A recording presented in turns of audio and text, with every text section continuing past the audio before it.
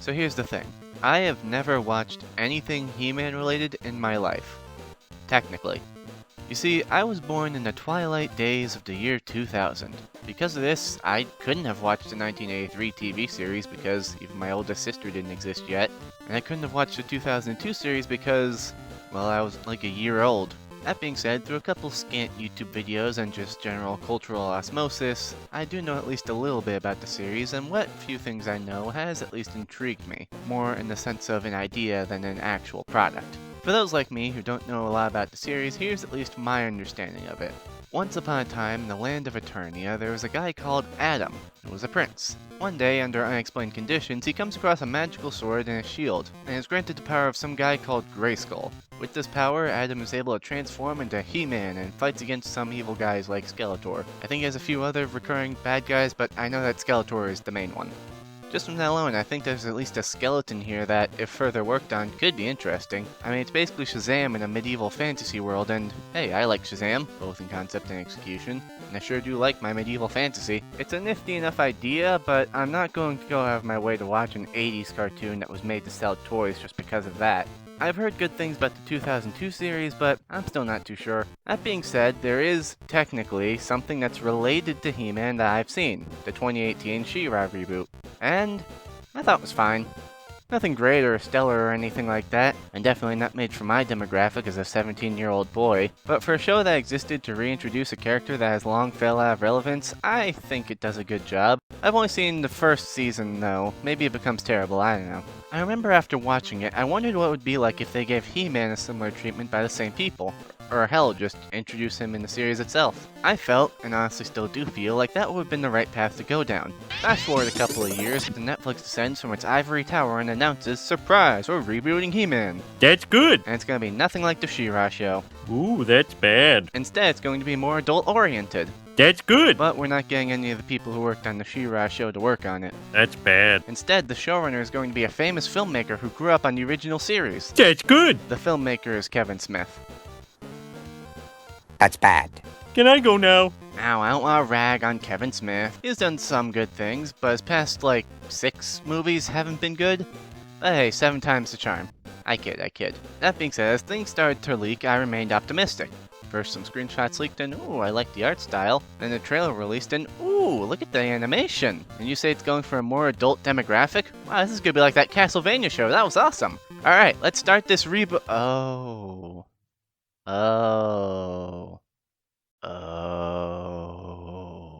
Surprise! Called down Netflix, tucked safely away back in its tower. This isn't a reboot of He-Man at all. This is a spin-off featuring our own character, Teela. Consider your expectations subverted. Okay? Well, I don't really care then. You see, the reason why I started this video off with establishing I have no emotional connection to He-Man is to exemplify that I don't really care about this franchise all that much. I was excited, yes, but that was more of an, oh boy, I'm gonna get to watch something that's new and looks cool type of excitement, not, oh boy, I'm gonna get to watch more of something I already love type of excitement. And I feel like that's a majority of people these days, at least around my age group.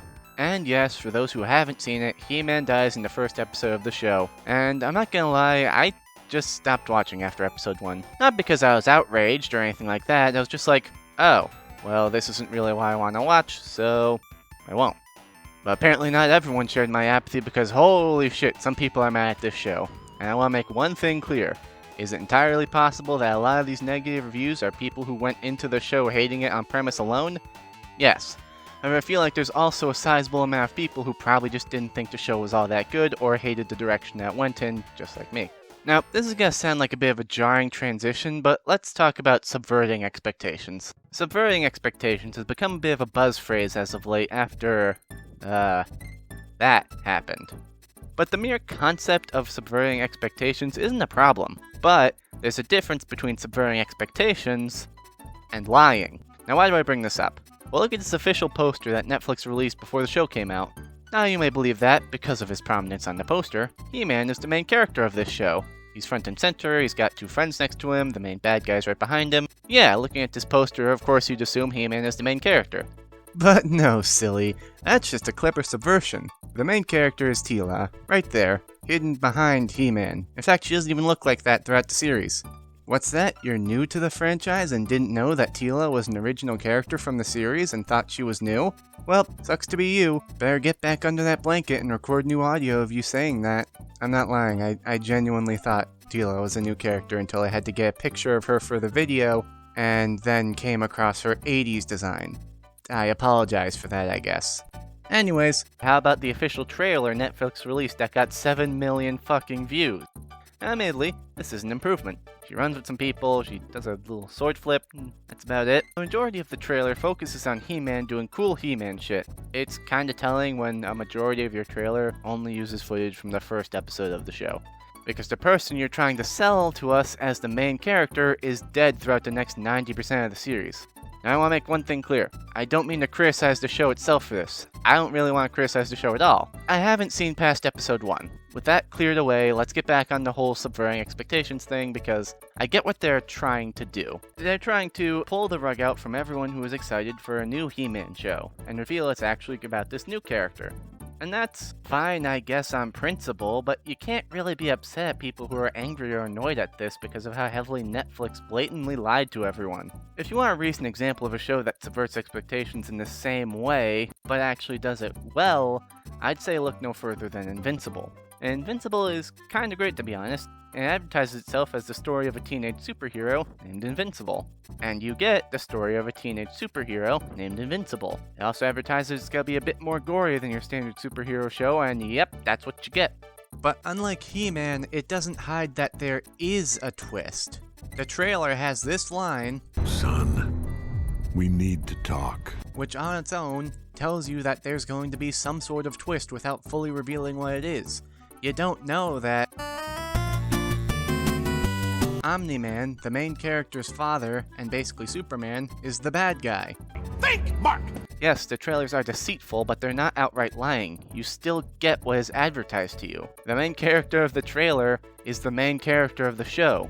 In my opinion, the best way to subvert expectations is not by replacing or subtracting things, but adding. A very famous example is making Darth Vader Luke's father. At the end of the day though, both feel satisfying because you're not getting played here. The reveal isn't, oh, you thought you're going to get this cool reboot of He-Man because that's exactly what we told you you'd be getting.